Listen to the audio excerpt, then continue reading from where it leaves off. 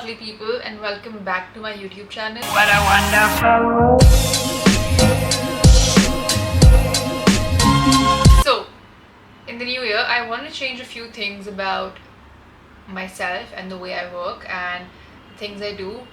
So I decided to make a list of things that I want to change and things I want to leave behind in 2024 that would help me become a better version of myself. I have my list right here, and I'm gonna talk about them a little bit, explain why I chose to do these things, that I'm trying to do these things in 2025, and if there's anything you can relate to, you can or something you want to add to your life from this list, you're welcome. So without further ado, let's get into the list. Since this is mostly a bookish page, I'll start with a lot of bookish content that I'm going to be changing, or things I'm going to be changing in my reading habits. First one being reading books by author who've disappointed me twice. So I don't want to read bad books. I don't want to do anything, waste my time reading books by authors that have disappointed me more than twice. Once I can, let it go. Like, okay, once it's fine. You mess up once in a while. But if it's happened twice, I don't think I want to be the person who gives the author another chance, because maybe that author is not for me. I'm not saying the book is bad. It's bad for me personally, and I'm not gonna give that author another chance because I don't want to waste time. I would rather read books that I like from authors that have never disappointed me. I don't read like 150 books a year. I read like maybe 50, and I want to keep that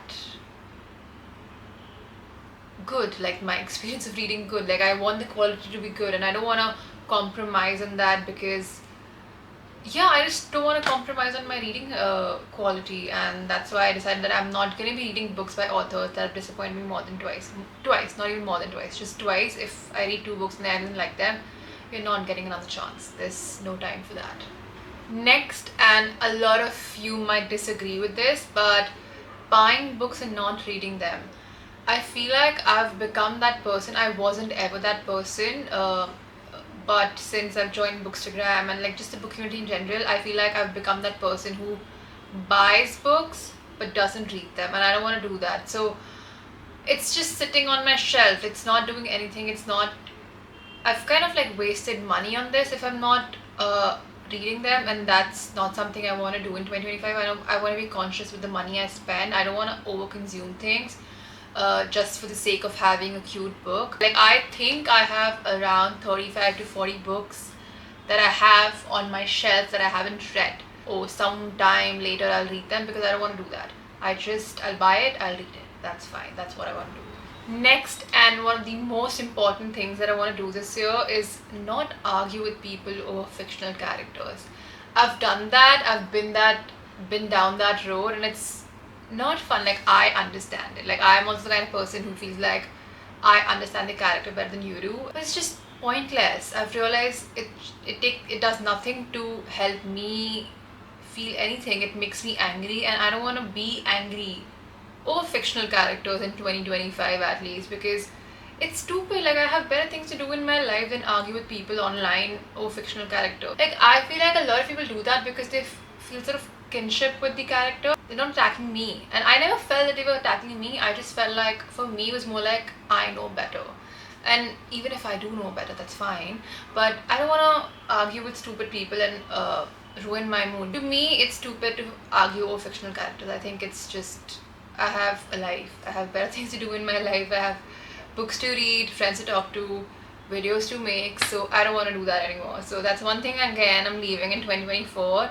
I don't think I did that a lot in 2024, but a few places I still did that about a certain character, but I just want to stop doing that completely, unless there's something really problematic like misogyny or people defending rape in any way. I'm gonna talk about that, but I won't argue with it. Like, I don't feel the need to argue with people. I don't think that smart to understand the character anyway. So yeah. Next thing I want to do is something I really want to do in 2025 is write down my thoughts about the books I'm reading when I'm reading them.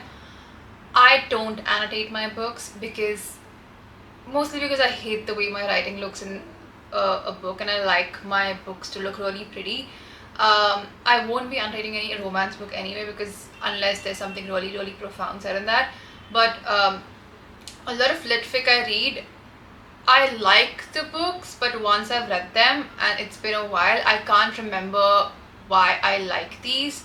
I mean, I understand I liked it for certain reasons, but I just can't pinpoint those reasons, and I feel like annotating those books would rather help me gather my thoughts when I'm reviewing those books as well. So I want to start writing down my thoughts and like just get like a sticky note and put that in, not like in the book, because I don't think I can still do that. I think it requires a lot of guts, and I don't have that. I can't write with a pen in my book. I would rather take a sticky note and then write on the sticky note with that and then stick it in the page. I would rather do that.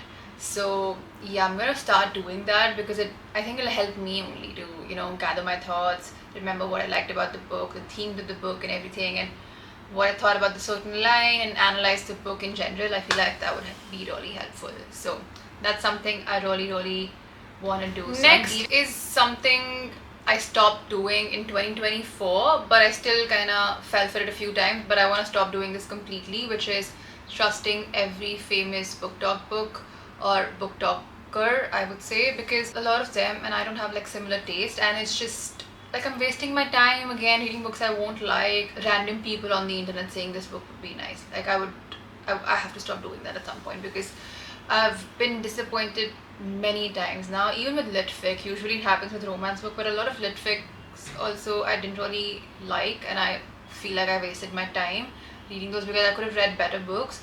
So I just want to take recommendations from people I truly trust, and people who know me personally, to know what I would like for them to recommend me something accordingly. So next is being anxious over numbers. So I don't know if you guys know, if you follow me on Bookstagram, I have like 100 followers. I had like 1200, 1300 followers, but that made me anxious, because I was like, oh my god, I'm getting a lot more traction on this page, so I want to delete that page. I just don't sometimes understand how my brain works, which is okay. It's okay. It's okay. It's okay. अबे जल्दी बोल, कल सुबह पनवेल निकलना है. But I just want to not stress about numbers as much. Like if I'm enjoying making these videos, which I'm doing right now, let's just make these. I don't care if I don't have a lot of people watching this, or like a lot of people watching this. Either way, it shouldn't matter, but it does like make me really anxious. Less or more, both make me really anxious. So I'm trying to reduce that and not care about numbers so much. Let the content do what it does organically, and just be okay with whatever it's going. Like just putting myself out there, that's something I really struggle with.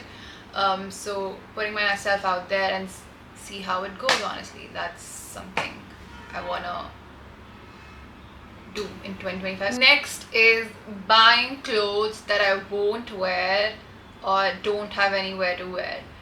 I cannot tell you there's like maybe 10 dresses, or maybe more, that I haven't even taken tag out of, because I just don't have anywhere to wear them. Like a lot of dresses that I've just bought during the lockdown, and clothes I've bought for no reason at all. Like I've never worn them. I don't think I'm ever wearing them, or if I'll wear them, I have no place to wear them.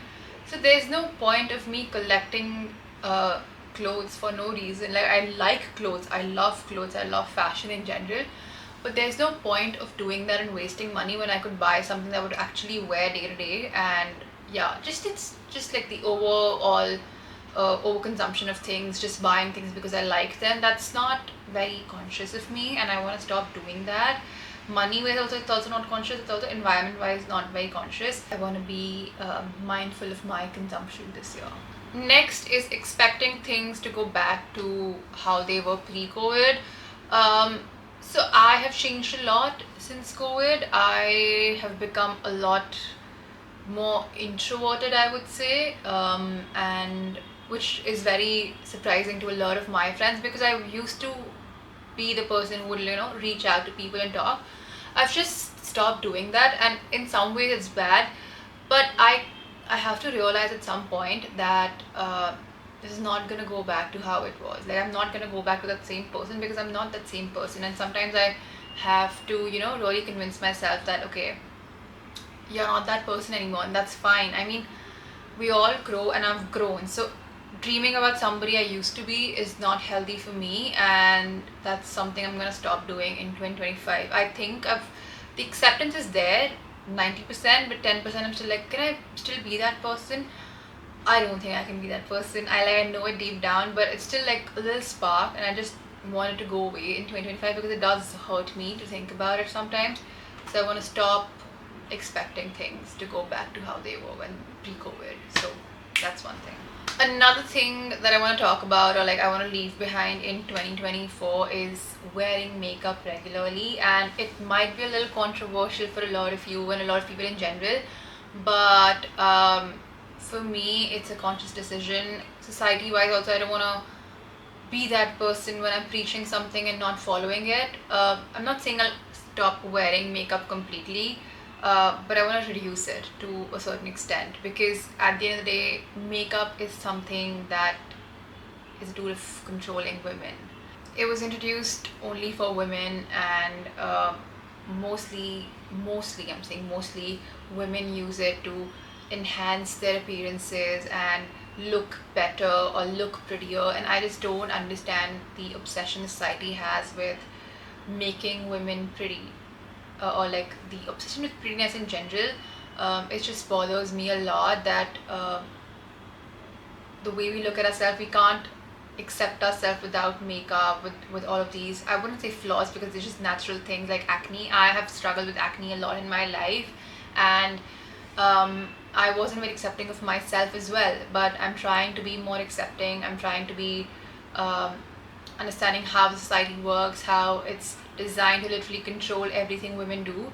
So if I'm taking a small step, I'm not saying it's gonna be like not gonna wear makeup, but I used to wear makeup a lot, almost every day, and I have stopped doing that in 2024, but I'm gonna reduce that even more. Not worry about the way I look so much, because why are we so obsessed with the way women should look? Do you see men wearing makeup like generally to enhance their appearances? Like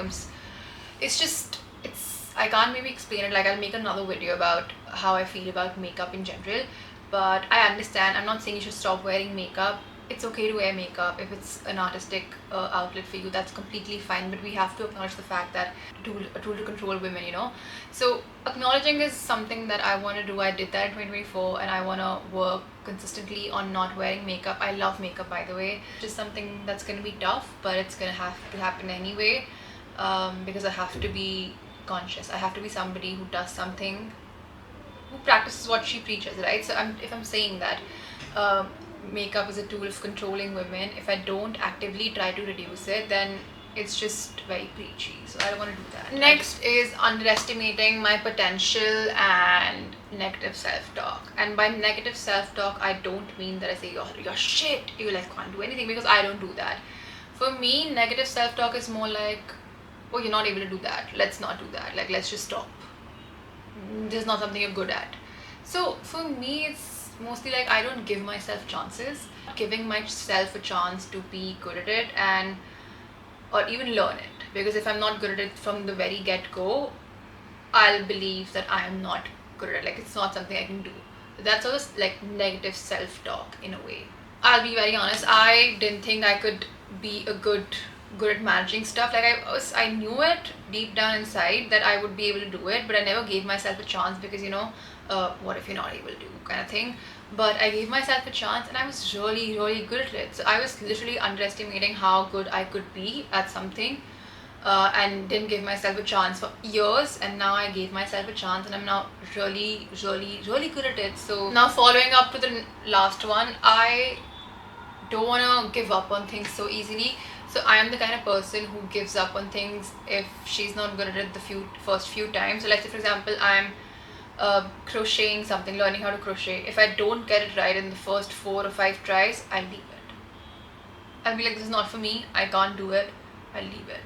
Which is not something I want to do, because it really holds me back from learning a lot of things. I want to learn a lot more new things this year, so I want to give myself a chance to be bad at things. So this year I just want to be bad at things, if that makes sense. I'm good at things I do, but I'm trying to be okay with being bad at things and not being the best at everything or being good at everything. Again, following up on the next one, it's kind of like similar but on similar lines, but leaving projects midway. So I think I have around 15 articles that I've not completed because I was just like, it's not going anywhere, I'm not gonna write it again. So I've just like left it like that. Like I start with a great idea, I would say. Great idea, I write the first few paragraphs and then I'm just like, nah, it's not going anywhere, and I stop it. And I don't want to do that. With poems also, so I write a lot of poetry, a lot of stories, but a lot of the times I leave them midway because I'm just like, nah, it's not going anywhere, it's not good enough. So I don't go back to them and give myself a chance to improve or make it better, like give it a new perspective, a new light. So I don't want to hold myself. I want to do a camera. This is my therapy session with a camera. But I hope a lot of you can relate to this because we all do that to some extent, I feel like. Next is very important because, yeah, this is gonna help with my mental health a lot. Staying home for more than 2 weeks. Now, this might sound surprising to a lot. I have not gone out of my house for 6 months. Like not even stepped out of my house for 6 months. When I was living in a different city and I didn't have like a lot of friends there, and there were not like a lot of restaurants to go to, like it's a small city. So I would just stay at home for 6 months straight, would not go out. Yes, I would go out for like my balcony and also like the terrace, that's fine, but I would not go out and meet people. The only people I had an interaction with was my parents and like my brother, and sometimes even he wasn't there, he was in college. So that's basically it. Like I used to stay at home for 6 months straight, and I want to stop doing that. I want to go out at least twice a month. Twice a month is a reasonable goal, that I'm going out of the house, stepping out of the house, meeting people. If not meeting people, just like going for a walk outside the house or like going to the mall alone. Just stepping outside the house is a huge thing for me because I usually don't do that. So next is something that really hit me in 2024. And I've been working on that, but yeah, I need to work on it more, which is expecting people to treat me how I treat them. And I think I've realized it's not fair to them because they don't have the same personality as I do.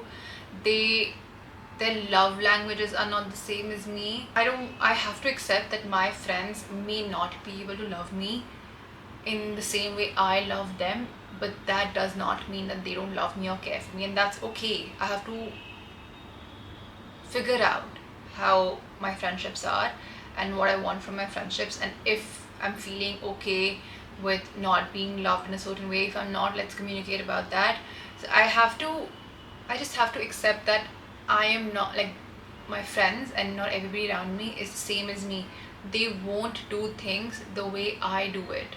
And growing up, I expected a lot of that, and I think in the last few years I've realized it's not the same for everybody, but it's a gradual acceptance, and I want to be more accepting of that this year.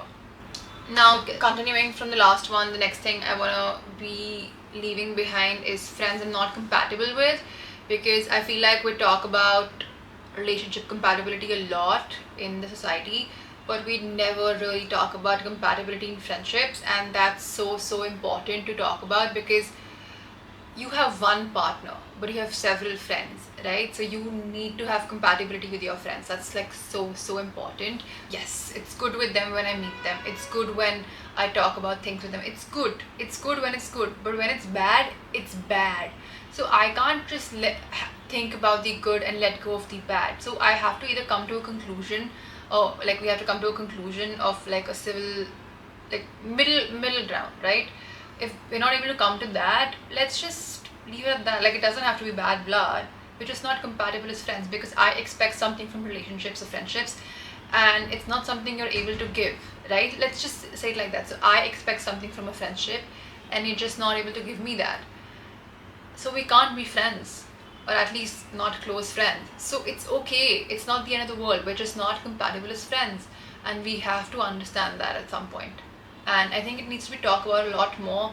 Similar interest and similar all of these things, it's secondary. I feel like it's all secondary, because I have friends who have nothing in common with me, but they make me feel so good about myself, and they just like respect my boundaries, they respect what I want from friendship. We're very compatible like that.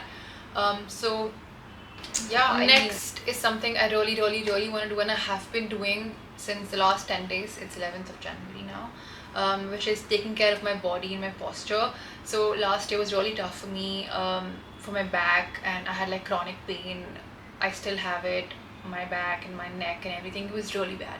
I couldn't move, I would cry and everything. So just my body wasn't doing well. I just want to be able to move without pain, and I have had like I couldn't walk, I couldn't go out with my family also to the mall because I couldn't walk. It was that bad. So thank God, touch wood, I've had therapy and physical therapy and just like doctors who've helped me a lot.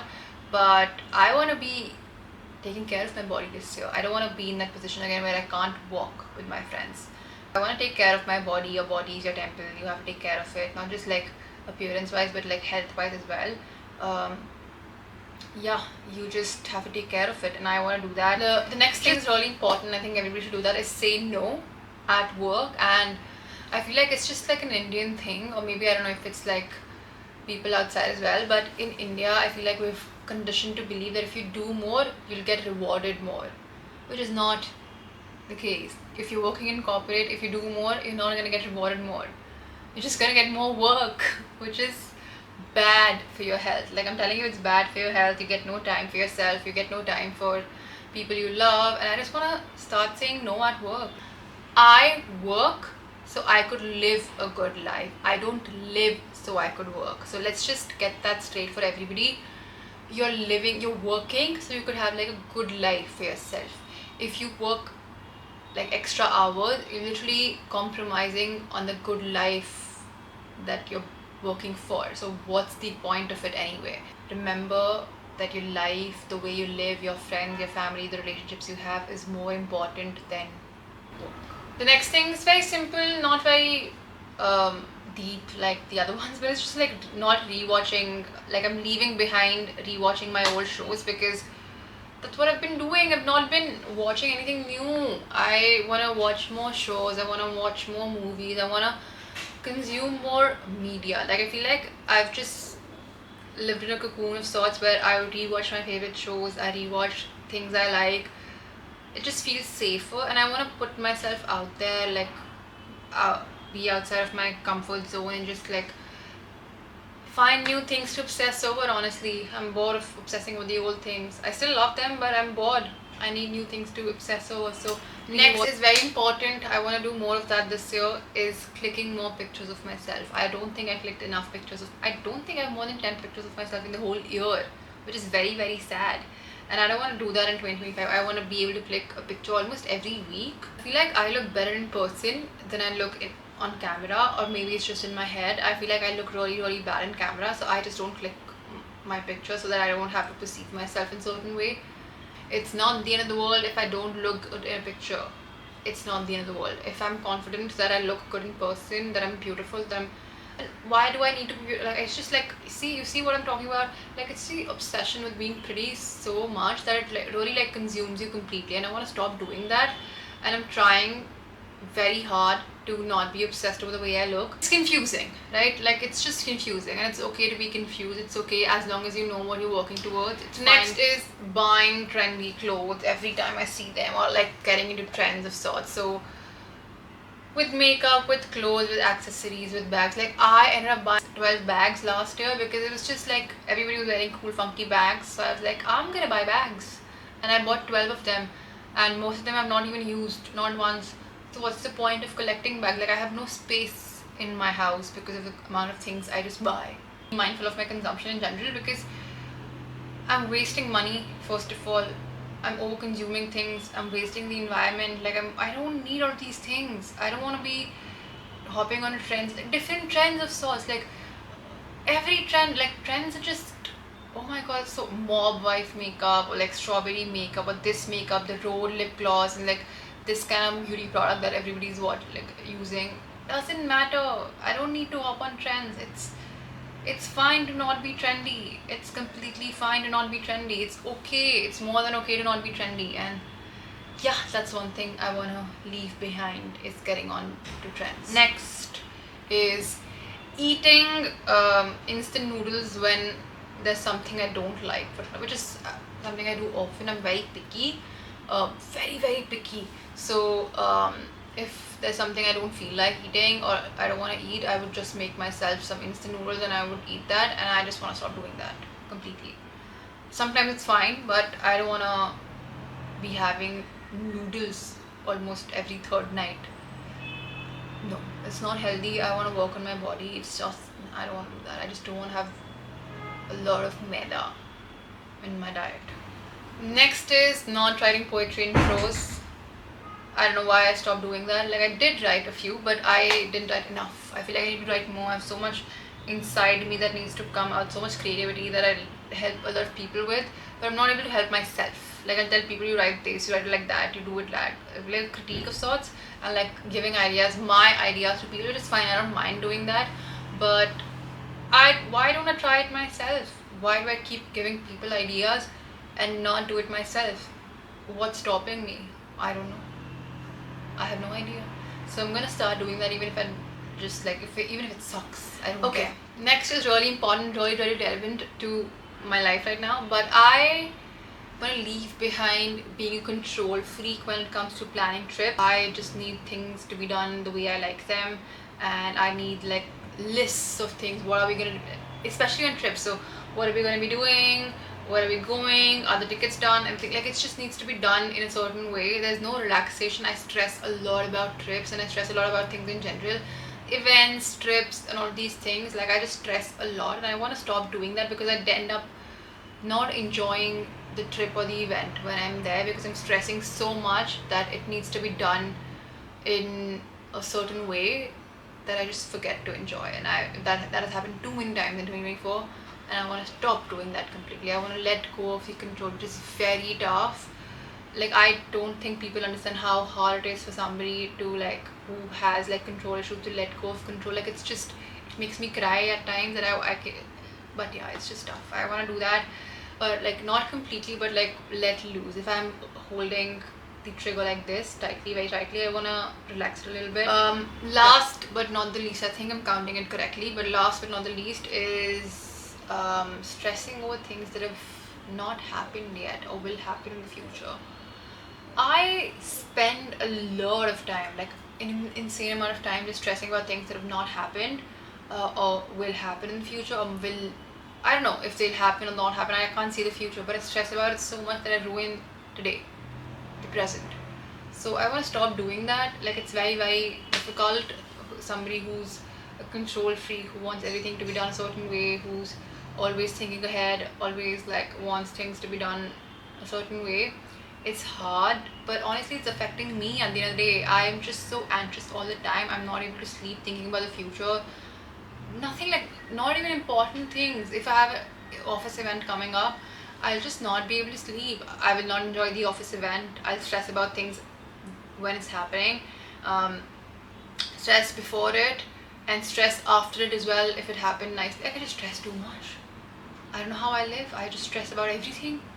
I just want to stop doing that. I want to relax myself a little bit. I don't know how it, but yeah, that's like basically it. I want to relax a little bit, let go of control, let go of things a little bit, not hold on to things so tightly, I would say. So yeah, those were all the 24 things that I wanted to leave behind 2024. This was quite a therapy session. I hope you enjoyed it. I hope this video gave you something to think about, something to work on. If not, and if you're doing well, congratulations, I want to be you. But yeah, I'll see you in the next video. Bye bye.